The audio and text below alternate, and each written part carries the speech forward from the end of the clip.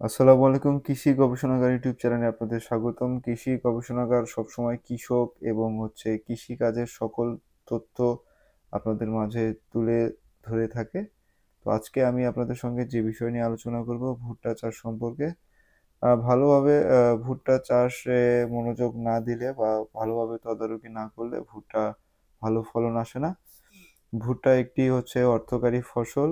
ধান, গমের পরেই তৃতীয় স্থানে রয়েছে ভুট্টা। বাংলাদেশ কৃষি প্রধান দেশ। বাংলাদেশে সকল জেলায় ভুট্টা চাষ হয়ে থাকে। ভুট্টা একটি দানা জাতীয় ফসল। বাংলাদেশের ধান, গম তারপরেই রয়েছে ভুট্টা। ভুট্টা একটি অর্থকরী ফসল। ভুট্টা চাষে যে সকল সমস্যা দেখা দেয় তার মধ্যে প্রধান কারণগুলোই আপনাদের সঙ্গে আলোচনা করা হবে। না টেনে ভিডিওটি সম্পূর্ণ দেখুন।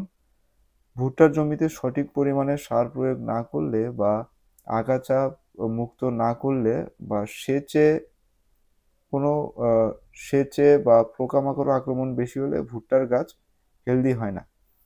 আর হেলদি না হলে আপনি ভুট্টা চাষে ভালো ফলন পাবেন না। ভুট্টা চাষে যে সকল রোগবালাই দেখা দেয় তার মধ্যে উল্লেখযোগ্য রোগগুলো হলো ভুট্টার কাণ্ড পচে যাওয়া, ভুট্টার মোচা বা দানা পচা রোগ, ভুট্টা বীজ পচা রোগ, পাতা ঝলসানো রোগ বা ভুট্টার পাতা ঝলসানো রোগ।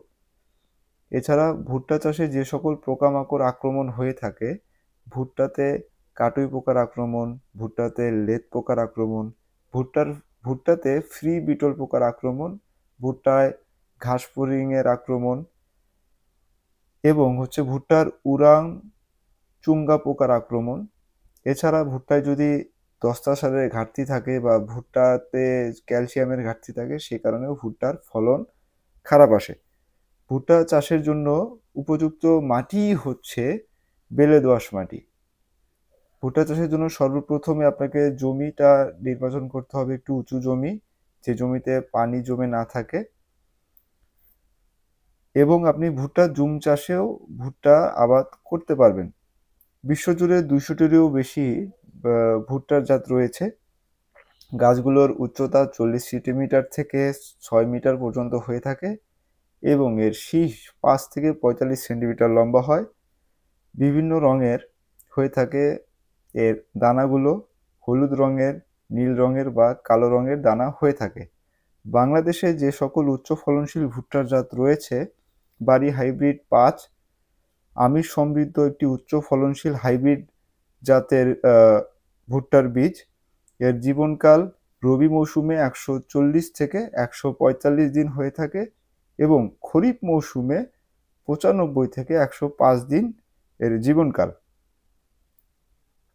জাতটির দানা উজ্জ্বল আকর্ষণীয় কমলা রঙের, ফ্রেন প্রকৃতির এবং এর হাজার দানার ওজন হয়ে থাকে 290 থেকে 310 গ্রাম।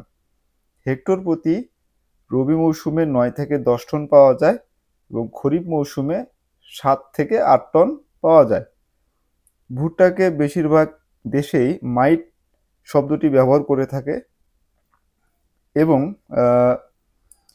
কর্ন শব্দটি মূলত আমেরিকা যুক্তরাষ্ট্র অথবা বিভিন্ন ইংরেজিও মিষ্টি ভাষীয় দেশে কর্ন শব্দটি ব্যবহার করে থাকে ভুট্টার ক্ষেত্রে। ধান ও গমের তুলনায় ভুট্টার পুষ্টিমান বেশি, এতে আমিষ জাতীয় উপাদান রয়েছে।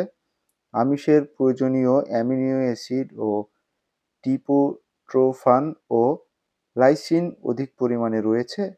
এছাড়া হলদে রঙের ভুট্টার দানায় প্রতি 100 গ্রামে প্রায় 90 মিলিগ্রাম ক্যারোটিন বা ভিটামিন এ থাকে। ভুট্টার দানা মানুষের খাদ্য হিসাবে এবং ভুট্টার গাছ ও সবুজ পাতা উন্নত মানের গোখাদ্য হিসেবে ব্যবহার করা হয়। অনেকে গরুর খামারে ভুট্টার গাছ গোখাদ্য হিসাবে ব্যবহার করে থাকে। হাঁস মুরগি ও মাছের খাদ্য হিসাবেও যথেষ্ট গুরুত্ব রয়েছে এই ভুট্টার। শুধু পশু মুরগির খাবার ও মাছের চাহিদা মেটানোর জন্যই বছরে প্রায় 2,70,000 টন ভুট্টার দানার প্রয়োজন হয় বাংলাদেশে। বাংলাদেশের প্রচুর পরিমাণে ভুট্টার চাষ হয়ে থাকে বিভিন্ন জেলায়। আলোচনার উপরোক্ত বিষয়গুলো মেনে চললে আপনি ভুট্টা চাষে ভালো ফলন পাবেন। আর কৃষি বিষয়ক সকল কিছু আপডেট পেতে আমাদের চ্যানেলের সাথেই থাকবেন। আসসালামু আলাইকুম।